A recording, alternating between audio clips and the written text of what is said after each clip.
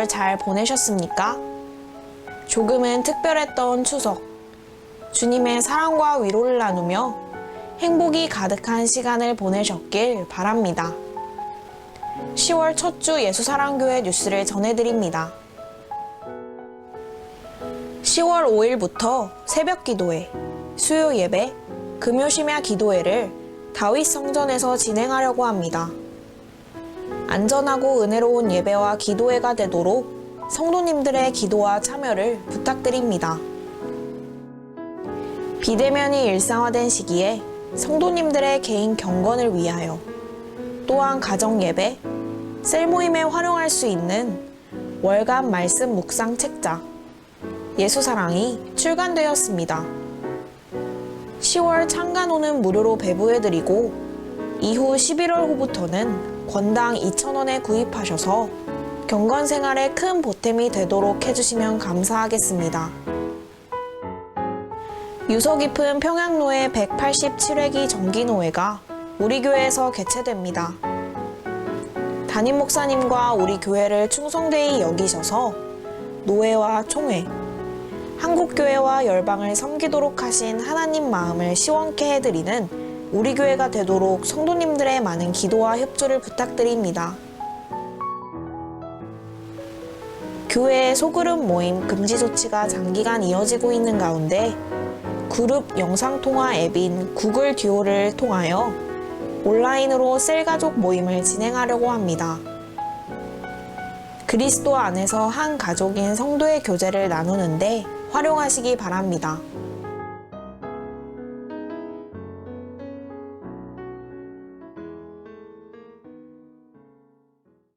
주신 주의 그 사랑 전하며 온 세상이 영광의 주님을 알도록 내 모든 것 드려 그렇게 살기를 나의 모든 말과 행동이 주 향해 내가 있어야 할 바로 이곳에 서서 화려하지 않아도 정결하게 사는 삶. 가진 것이 적어도 감사하며 사는 삶. 내게 주신 작은 힘 나눠주며 사는 삶. 이것이 주님께서 주신 큰 선물이자 행복이 아닐까 싶습니다. 우리에게 주어진 삶을 소중히 여기며 한 주간도 살아내시길 소망합니다. 뉴스를 마치겠습니다. 고맙습니다.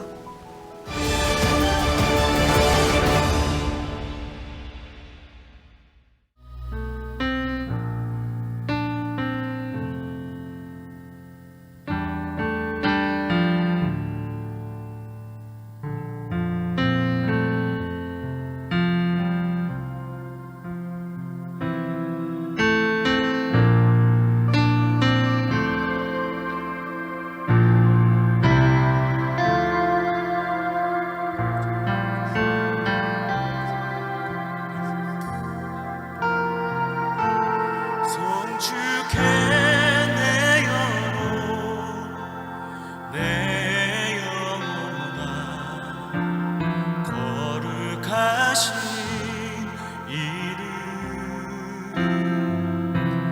이전에 없었던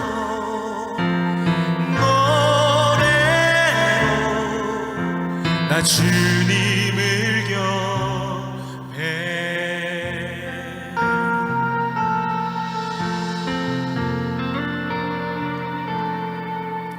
해가 뜨는 새 아침 밝아 이제 다시 주님 찬양 무슨 일이나 어떤 일이 내게 놓여도 저녁이 올 때 나는 노래해 송축해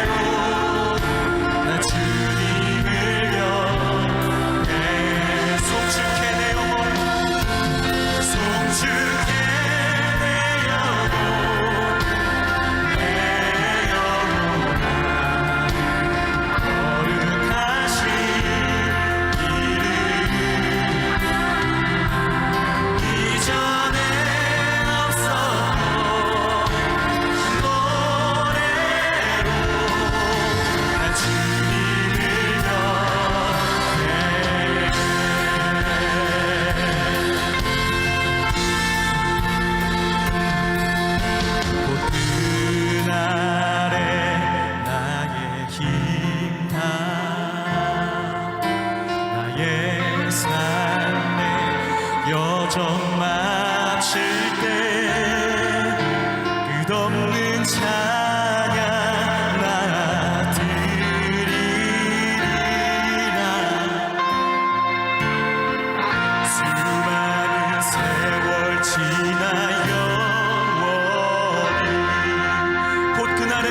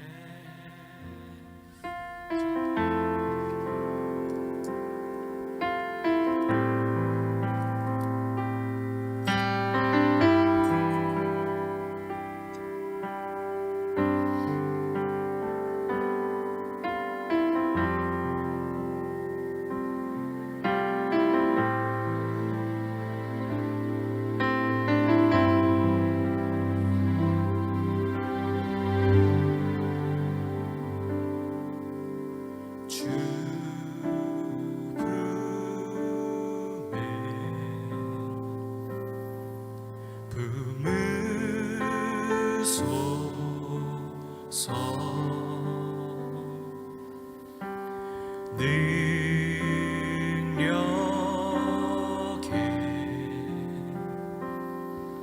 발로 덮으소서. 거친 파도 날 향해 와도 주와 함께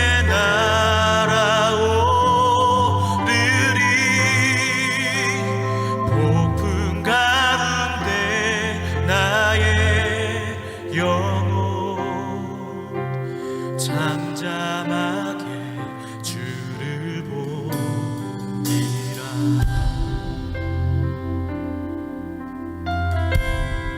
주님 안에 주님 안에 나 거하리.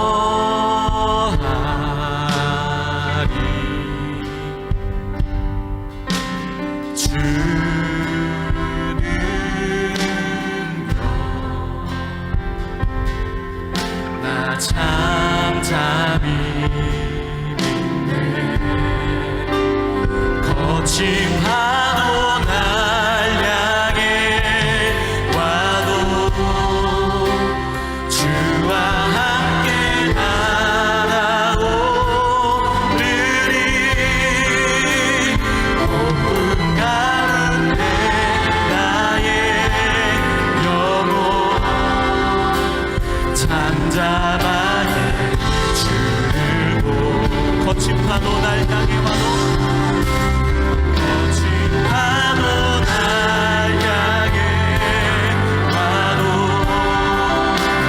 주와 함께 날아오르리 높은 가운데 나의 영혼 잔잔하게 주를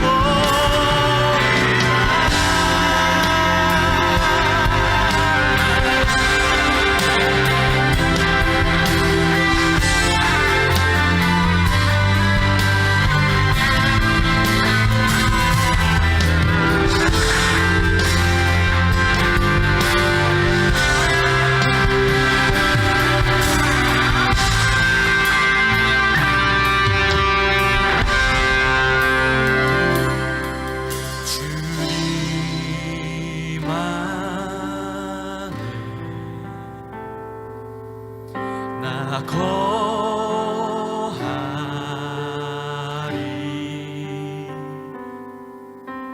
주는요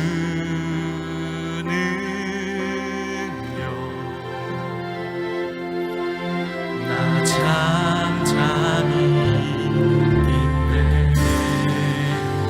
거친 파도 날 향해 와도 주와 함께 날아오르리 높은 가운데 나의 영혼 잠잠하게 주를 보리라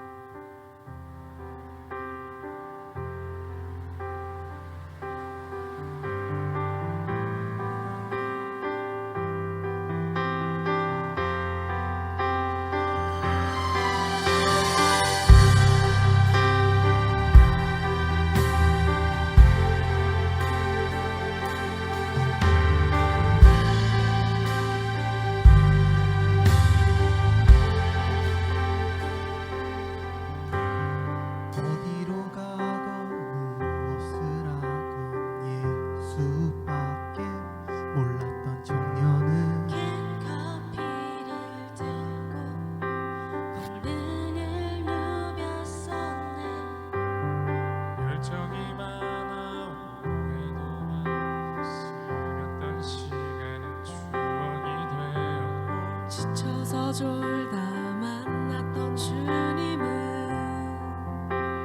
사명을 주셨네. 주가 곧 오신다 날마다 외치는 소리 주가 곧 오신다.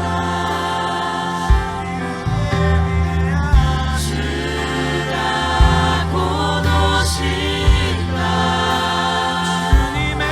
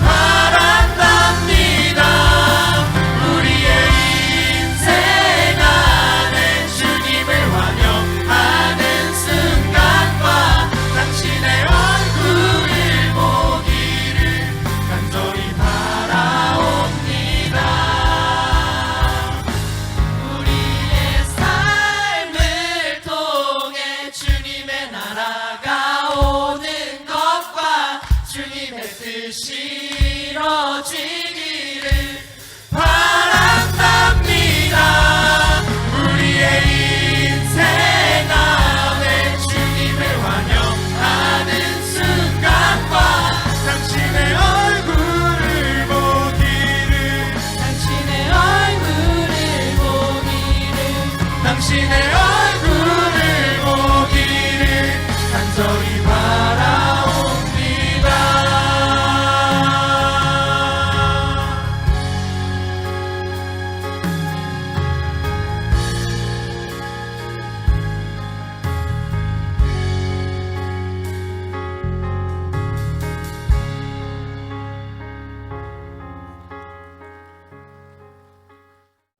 사랑이 많으신 아버지 감사합니다.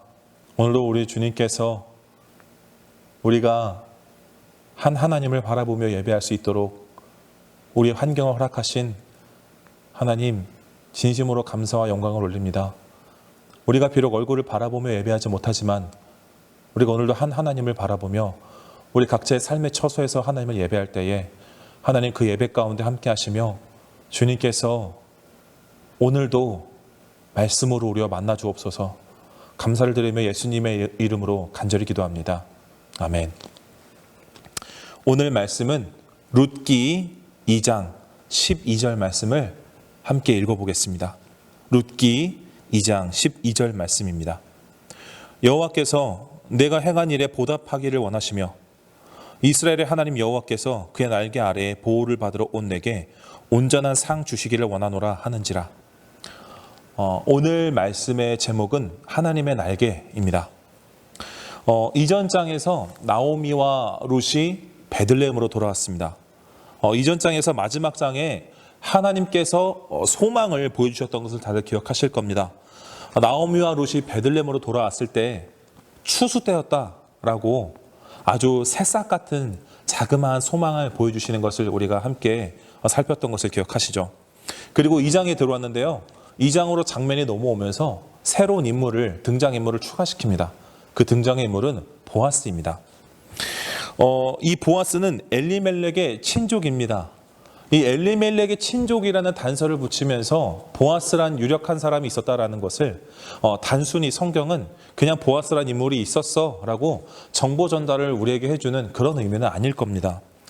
성경은 보아스를 유력한 자라고 소개하는데 여기서 유력한 자는 히브리 원문에 보면은 이시 깁보르 하일이라고 히브리 원문에 기록되어 있습니다. 이시는 남자란 뜻이에요. 여러분께서 아실 만한 노래 중에 이시가 이시아에게라는 노래가 있죠. 이시는 남자란 뜻입니다.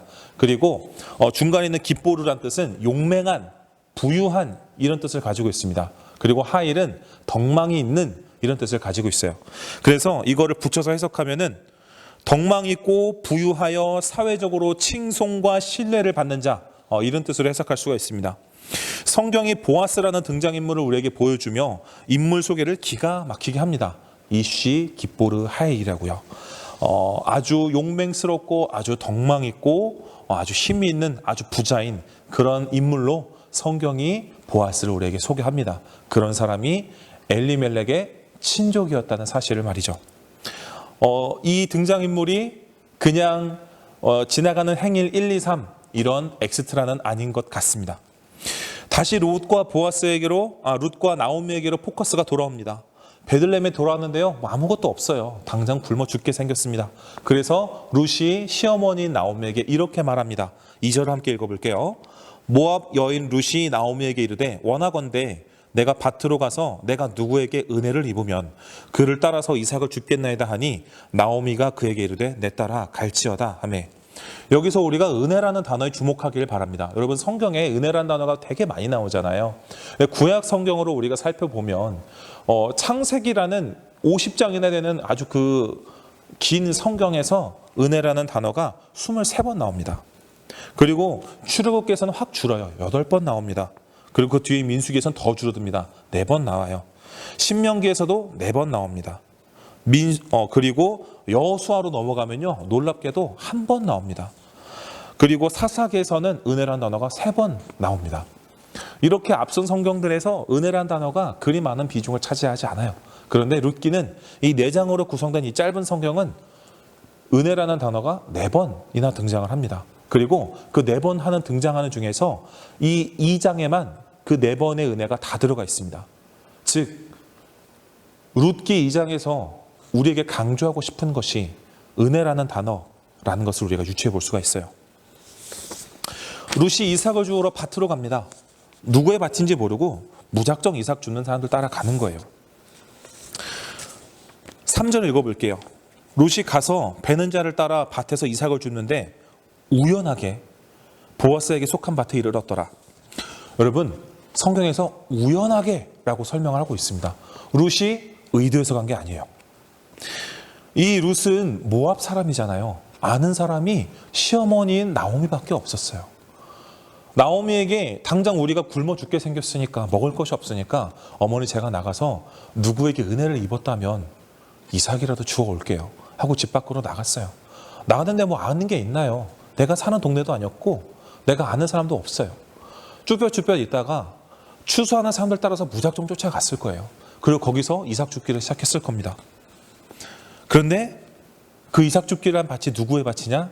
1장에서 이쉬 깁보르 하일, 유력한 자다라고 설명했던 엘리멜렉의 친족이었다라고 성경에서 설명했던 바로 그 보아스의 밭이었습니다.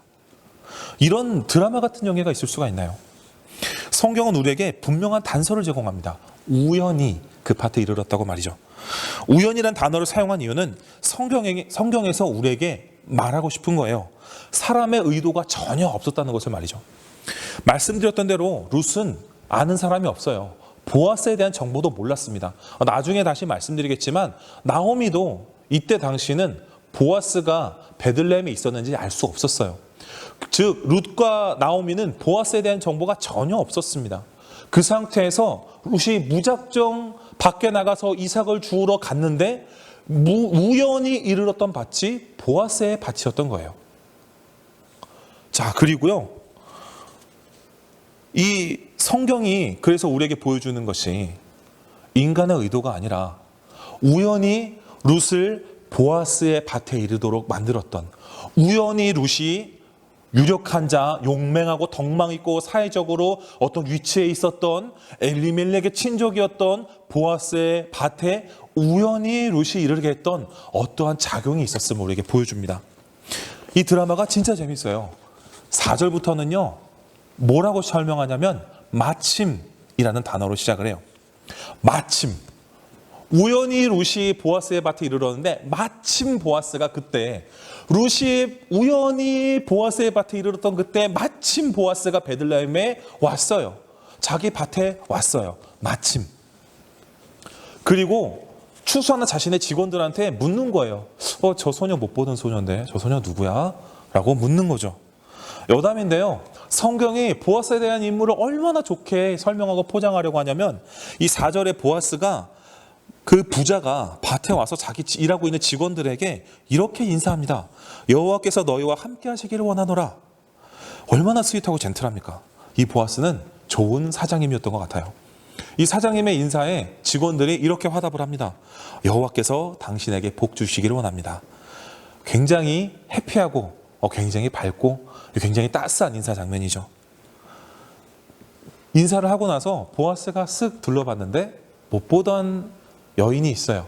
내 직원은 아닌데 내 밭에 와서 이삭을 줍는 여자예요. 그래서 직원에게 물어보는 거예요. 저 여자 누구야? 못 보던 얼굴인데? 그래서 직원이 설명을 합니다. 그 얼마 전에 모압에 가서 쫄딱 망하고 온 나오미라는 여자 있지 않습니까? 그 여자가 올 때 혼자 오지 않고 자기 며느리였던 모압 소녀 하나를 데려왔어요. 근데 이 소녀가 아침에 우리한테 오더니 이 밭에서 이삭을 줍겠다고 하는 겁니다. 그래서 그래라 했더니 아침부터 지금까지 잠깐 집에 갔다 온 것 빼고는 한시도 안 쉬고 계속 일을 하고 있어요. 라고 직원이 보아스에게 설명을 해줘요. 모압 여인이잖아요. 시어머니 버리고 갈 수도 있었어요. 그런데 그 여인은 그러지 않았어요. 내가 처음 가보는 곳, 내가 처음 보는 사람들에게로 시어머니 한 사람 보고 왔어요. 지금 이 모압 여인 룻이 이렇게 열심히 일하는 이유가 뭡니까? 시어머니 먹여 살리려고 하는 거잖아요. 완전히 이게 좀 맞는 표현인지 모르겠습니다만 예전에 그 드라마에서 한때 유행했었던 캔디형 여주인공 이런 거 보여주는 것 같아요. 막 열심히 아침부터 밤까지 뼈 빠지게 일하던 그런 캔디형 여주인공 모습 보여주는 것 같아요. 이런 여주인공에게, 이런 룻에게 보아스가 굉장히 달달하게 이야기해요. 뭐라고 말하냐면 이렇게 얘기해요.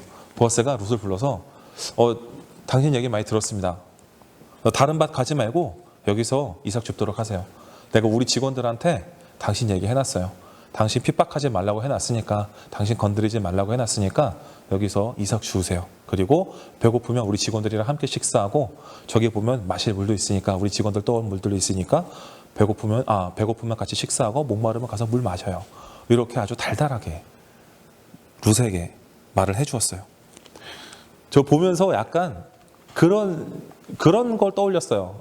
만약에 이 대사를 치는 이 남자 주인공이 약간 박서준 같은 그런 이미지였다면 되게 잘 어울렸겠다, 이런 생각을 했어요. 제가 방금 친 대사를 제 얼굴에 대입시키지 마시고 여러분 상상을 하실 때 그런 멋있는 남자 주인공 떠올리면서 한번 이 대사를 생각해 보세요. 룻이요, 그 멋진 남자 주인공의 대사를 듣고요, 땅에 엎드려요. 상상도 못할 엄청난 부자가 자기한테, 이 밭의 주인이 자기한테 와서 이런 말도 안 되는 호의를 베풀어 주는 거예요. 그러자 룻이 이렇게 말해요. 10절을 읽어볼게요. 룻이 엎드려 얼굴을 땅에 대고 절하며 그에게 이르되 나는 이방 여인이거늘 당신이 어찌하여 내게 은혜를 베푸시며 나를 돌보시나이까. 조금 어려운 말을 해볼게요. 이 이방 여인은 노크리아라는 히브리어 단어를 사용하는데요. 이 노크리라는 이방 사람의 여성형이에요. 여러분, 제가 구약 설교를 하면은 여러분께 종종 말씀드렸었지만 여성의 인권이 이 근동 지방에서는 굉장히 낮아요. 되게 안타깝지만 지금도 근동 지방에서 여성의 인권은 매우 열악한 환경에 있습니다. 그런데 이 말씀의 배경이었던 고대 근동 지방은 얼마나 더 열악했을까요? 이때 당시 여성들은 거의 사람 취급을 받지 못했어요. 계수를 할 때 성인 남성만 계수했거든요. 여성하고 어린 아이는 사람 취급을 받지를 못했어요. 이런 상황에서 여러분, 전에 말씀드렸던 객과 고아와 과부 해서 그 객 있잖아요, 나그네. 사회적으로 취약계층인 나그네예요. 여러분, 그러니까 이방 여인이라는 말은, 노크리아라는 말은 정말 사회의 가장 취약계층, 가장 하층민인 노크리아의 여성인 거예요. 하층민의 가장 하층민이었던 거죠. 그러니까 난 노크리아입니다 라고 할 때는 나는 당신에게 이런 은혜를 받을 자격이 없는 사람입니다 라는 고백이었어요. 그리고 아까 제가 말씀드렸죠. 앞서 긴 성경들에도 그 성경의 분량에 비해서 아주 적게 있었던 은혜라는 단어가 이 룻기라는 4장으로 이루어진 짧은 성경에 4번이나 등장하는데 그 4번이 모두 2장에 있다고요. 이 두 번째 은혜가 여기서 나옵니다. 어찌 내게 이런 은혜를 베푸십니까? 당신이 내게 은혜를 베풀었다고 롯이 보아스에게 말해요. 보아스가 그 은혜를 베푸는 이유에 대해서 이제 11절부터 말합니다. 11절과 12절을 읽어볼게요. 내 남편이 죽은 후로 내가 시어머니에게 행한 모든 것과 내 부모와 고국을 떠나 전에 알지 못하던 백성에게로 온 일이 내게 분명히 알려졌느니라. 여호와께서 내가 행한 일에 보답하시기를 원하며 이스라엘의 하나님 여호와께서 그의 날개 아래에 보호를 받으러 온 내게 온전한 상 주시기를 원하노라. 보아스는 룻이 나오미를 떠나지 않고 함께 자기 나라를 떠나서 이 머나먼 타국으로 온 이 룻에 대해서 보아스는 굉장히 높게 평가를 합니다. 그리고 룻을 축복하는 거죠. 여호와께서 내가 행한 일에 보답하시기를 원하며 이스라엘의 하나님 여호와께서 그의 날개 아래에 보호를 받으러 온 내게 온전한 상 주시기를 원하노라 라고 말합니다. 성경에 허투루 기록된 것이 없고 성경의 모든 말씀이 하나님의 기록이라는 것을 우리가 믿는다면, 이 모든 말씀이 하나님 말씀이라는 것을 우리가 안다면 이 보아스의 입에서 나온 말 역시 하나님의 영감이 작용했다는 것을 우리가 알아야 합니다. 이 보아스는 룻의 이 행위를 단순히 시어머니를 따라서 타국으로 이주해 온 것으로 보는 것이 아니라 하나님의 날개 아래에 보호를 받으러 온 것으로 간주했어요. 이는 보아스의 입에서 나온 말이지만 성경에 기록된 하나님의 말씀이며 하나님께서 룻을 이렇게 평가하고 있다고 우리는 이해해야 합니다. 룻이 시어머니와의 의의를 지키며 시어머니를 따라서 그를 보호하기 위해 타국으로 이주해 왔지만 하나님의 관점에서는 룻이 하나님의 날개 아래로 하나님의 보호하심으로 들어온 하나님의 백성이었다는 거예요. 여러분, 우리가 하나님을 바라볼 때, 우리가 그를 유일한 우리의 하나님으로 바라볼 때, 그를 우리의 영원하신 왕으로 우리가 하나님을 바라볼 때 하나님의 관점에서는 우리가 하나님의 날개 아래로 들어가는 거예요. 하나님의 관점에서는 우리가 하나님의 보호하심 아래로 들어가는 거예요. 하나님의 날개 아래 거하는 자는 복이 있는 줄로 믿습니다. 하나님의 보호하심이 여러분과 날마다 함께 하실 거예요. 이 하나님을 믿으신다면 여러분이 계시는 예배 처소에서 아멘 한번 부탁드립니다. 이제 13절을 볼게요. 13절에 보면 이러한 보아스의 축복을 받고 룻이 보아스에게 이렇게 말합니다. 룻이 이르되 내 주여 내가 당신께 은혜 입기를 원하나이다. 나는 당신의 하녀 중에 하나와도 같지 못하오나 당신이 이 하녀를 위로하시고 마음을 기쁘게 하는 말씀을 하셨나이다. 여기서 다시 은혜가 나오죠. 계속해서 이 장은 우리에게 은혜를 말씀합니다. 룻은 보아스에게 위로를 얻었고 기쁨을 얻었습니다. 그 위로와 기쁨을 준 이 남자에게 룻은 계속해서 은혜를 베풀어 주시기를 간청하고 있어요. 룻이 보아스를 만나 하나님의 이름으로 축복을 받고 위로와 기쁨을 얻는 이 현상이 룻이나 나오미의 의도에서 출발하지 않고 성경에서 우연히 그리고 마침이라는 단어를 반복해서 사용하므로 우리에게 어떠한 룻을 보아스와 만나게 하는 마침 룻을 우연히 보아스의 밭에 이른 그 룻을 마침 보아스와 만나게 하는 그 어떠한 작용이 있음을 우리에게 말씀하는 거예요. 보아스는 룻에 대해서 지속적으로 달달한 모습을 보여줍니다. 밥을 먹는데요. 보아스가 룻에게 이리 와서 같이 식사하죠 라고 부릅니다. 그리고 자신들이 먹는 음식을 룻에게 나눠주어요. 아주 배부르게 먹고 남을 만큼의 양이었어요. 보아스의 스윗함은 여기서 끝나지 않습니다. 이제 보아스가 떠나는데요. 자신의 직원을 조용히 불러요. 그리고 직원들에게 말해요. 야, 저 여자 여기서 이삭 주울 때 책망하지 마. 아무도 뭐라고 하지 마. 그리고 저 여자 몰래 곡식 단에서 조금씩 뽑아가지고 밭에 일부러 흘려 저 여자 주워가게. 얼마나 달달합니까? 이 여주 몰래 여주에게 호의를 베풀어주는 이 스윗하고 츤데레적인 이 센스를 가진 남주의 전형적인 모습을 보여주죠. 아주 탁월합니다. 룻이 하루의 일과를 마치고 집으로 돌아갔어요. 시어머니에게 자랑할 게 얼마나 많겠어요. 보아스를 만났는데요. 그 보아스가 자기에게 호의를 베풀었고 이삭을 주게 했는데 엄청나게 많은 이삭을 주게 했고 밥도 같이 먹게 했고 물도 같이 마시게 했고 엄청난 호의를 베풀어주는 호의를 받고 왔거든요. 은혜를 누리고 왔거든요. 룻이 아마 나오미에게 할 말이 아주 많았을 거예요. 룻이 기쁜 마음으로 집으로 돌아가는데요. 그가 한 에바쯤 되는 식량을 들고 갔다고 성경의 17절에 그렇게 기록을 하고 있어요. 이 한 에바는요. 오늘날로 따지면 한 22리터 정도 되거든요. 근데 이때 당시에 남성의 하루 배급량이 0.5리터에서 1리터 사이였다고 해요. 그러니까 한 에바라고 치면은 22리터라고 말씀드렸잖아요. 그러니까 이 룻이 오늘 집으로 들고 가는 오늘의 수확량은 평균 성인 남성의 하루 배급량의 최소 22배에서 최대 44배를 들고 지금 가고 있는 거예요. 엄청나게 많은 양을 주워왔죠. 나오미가 딱 보니까 이거 뭔가 정상이 아닌데? 라고 생각하는 거예요. 그래서 19절에 이렇게 나오미가 룻에게 말합니다. 시어머니가 그에게 이르되 오늘 어디서 주웠느냐? 어디서 일을 하였느냐? 너를 돌본 자에게 복이 있기를 원하노라 하니 룻이 누구에게서 일했는지를 시어머니에게 알게 하여 이르되 오늘 일하게 한 사람의 이름은 보아스니이다 하는지라. 이에 나오미가 아주 감격합니다. 20절을 읽어볼게요. 그가 여호와로부터 복받기를 원하노라. 그가 살아있는 자와 죽은 자에게 은혜 베풀기를 그치지 아니하도다 하고 나오미가 또 그에게 이르되 그 사람은 우리와 가까우니 우리 기업 모를 자 중에 하나이니라 하니라. 여러분 20절은요 조금 해석이 어려울 수 있는데요. 제가 짧게 설명을 드릴게요. 저를 가르쳐 주셨던 교수님께서 이 20절을 어떻게 해석했냐면요. 그가 여호와로부터 복받기를 원하노라 할 때 그 그는 보아스를 지칭하는 거고요. 그리고 그 뒤쪽에 그가 살아있는 자와 죽은 자에게 은혜 베풀기를 그치지 아니하도다 할 때 그 그는 하나님이라고 번역을 하시더라고요. 그 이유는 이제 히브리어 원문을 보면 그가 여호와로부터 복받기를 원하노라 할 때 그 앞에 있는 그 인칭되면서 그 있잖아요.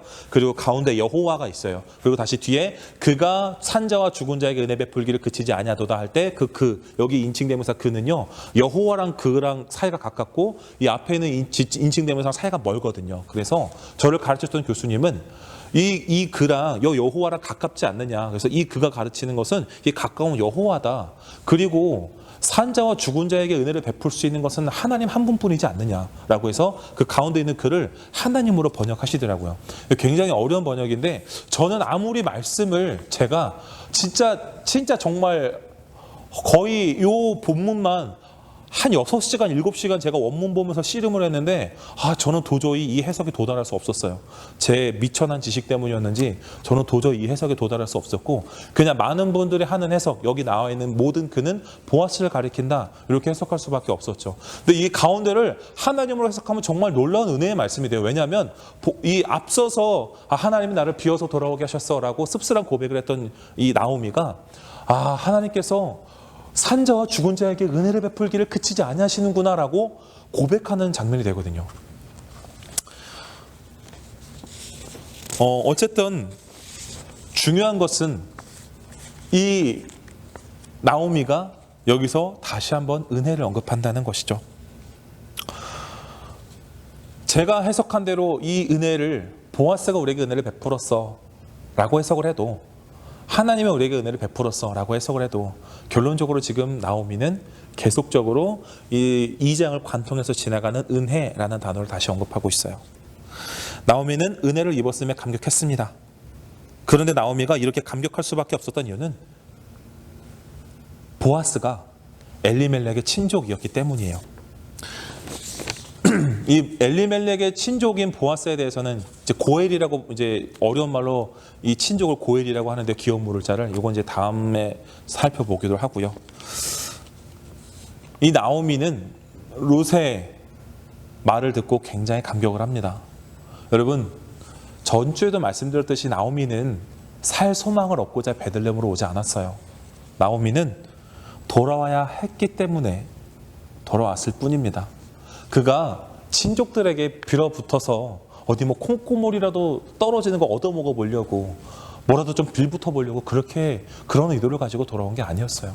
만약에 나오미에게 그런 의도가 있었다면 나오미는 룻과 함께 고향에 돌아오자마자 룻에게 리스트업을 했을 거예요. 야, 엘리멜렉의 친척이 이런 사람이 있는데 너 요 사람 찾아가봐. 안 되면 요 사람도 찾아가봐. 이렇게 리스트업을 해줬을 거예요. 그런데 나오미는 그렇게 하지 않았어요. 오히려 나오미는 보아스가 지금 베들레헴에 있는지도 알 수도 없었어요. 만약에 보아스가 보아스가 베들레헴에 있는 거 알았다면 룻이 와가지고 어머니 오늘 제가 보아스네 밭에서 일했어요 라고 했을 때 이렇게 놀라지 않았을 거예요. 나오미는 보아스가 있는지 몰랐어요. 오늘 살펴본 2장에서는요 하나님께서 전면에 드러나시지 않아요. 그런데 성경은 우리에게 계속되는 우연 속에서 마침 계속되는 우연 속에서 절망과 슬픔 가운데서 미약한 희망을 보았던 이 룻과 나오미가 계속해서 더 큰 소망으로 나아가게 하는 것을 우리에게 보게 하세요. 우연히 만난 보아스가 룻에게 친절을 베풀 이유가 하나도 없었잖아요. 그런데 그럼에도 불구하고 값없는 은혜를, 갚을 수 없는 은혜를 베푸는 모습, 산자와 죽은 자에게 은혜를 베푸는 모습에서 산자와 죽은 자에게 은혜를 베풀었다고 고백하는 이 나오미의 고백 가운데서 우리를 향해 갚을 수 없는 은혜를 부어주시는 하나님의 은혜를 성경은 우리에게 떠올리게 합니다. 성경은 내가 풍족한 가운데 나아갔더니 여호와께서 나를 비어 돌아오게 하셨다라고 고백했던 나오미의 삶에서 룻이라는 헌신적인 동역자를 통해서 계속해서 그의 삶이 채워져 가는 것을 우리에게 보게 하세요. 그리고 이 채워져감이 사람의 의도와 계획에서 출발하는 것이 아니라 우연한 어떠한 작용 가운데에서 이루어져감을 말씀합니다. 사람의 의도가 아닌 어떤 작용에 의해서 나오미의 삶이 채워짐을 얻고 룻이 기쁨과 위로를 얻는 삶의 모습을 우리에게 보여주고 있어요.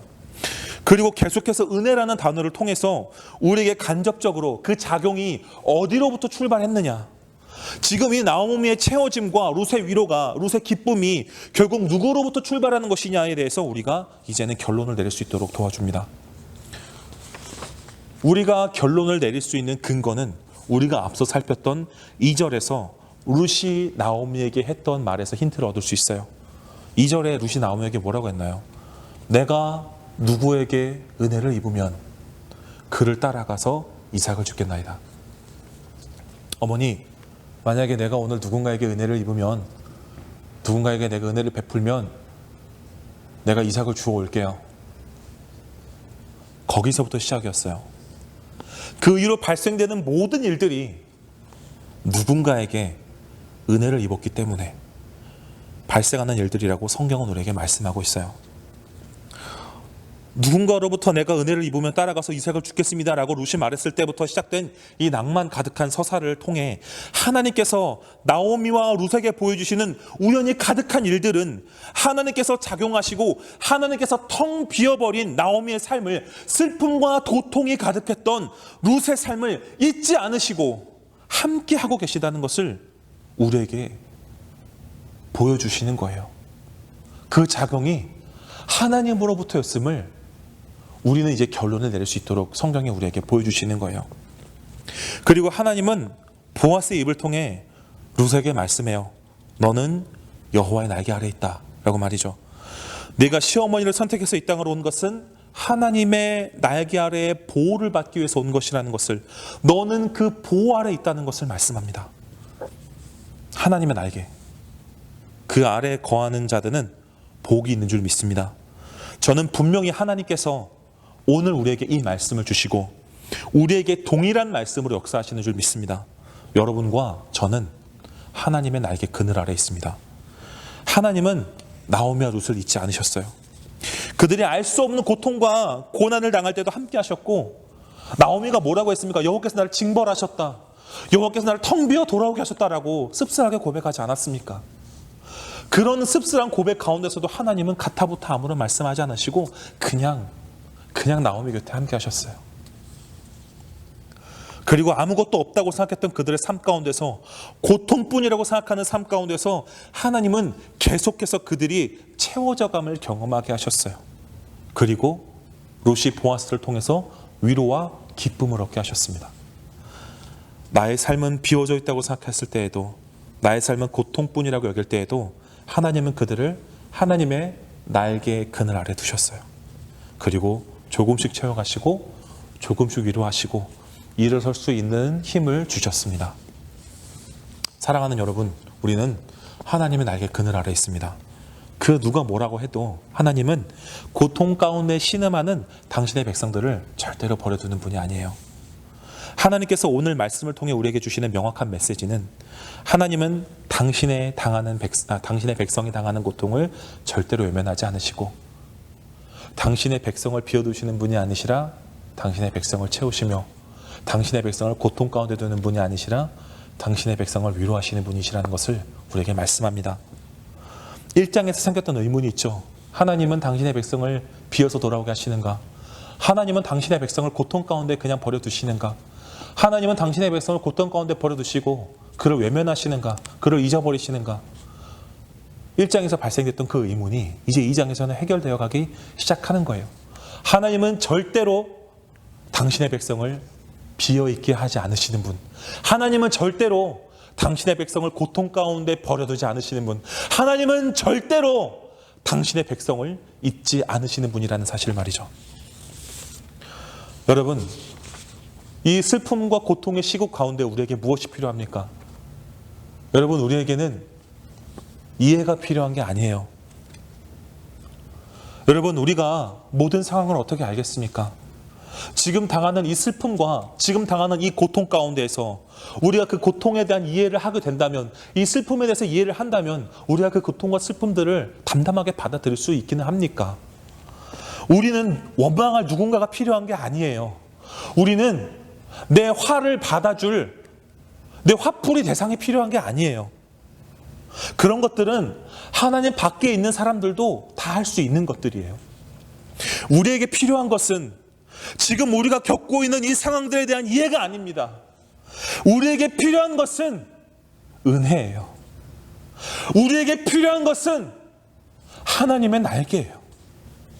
우리가 고통당할 때, 우리가 슬픔 가운데 있을 때 말할 수 없는 탄식으로 그 고통과 슬픔 당하는 당신의 백성 옆에서 함께 하시는 하나님의 은혜, 그 슬픔 가운데 있는 자를 위로하시고 묵묵히 그 옆을 지키시는 하나님의 그 은혜, 우리를 당신의 날개 아래로 보호하시는 그 하나님의 은혜,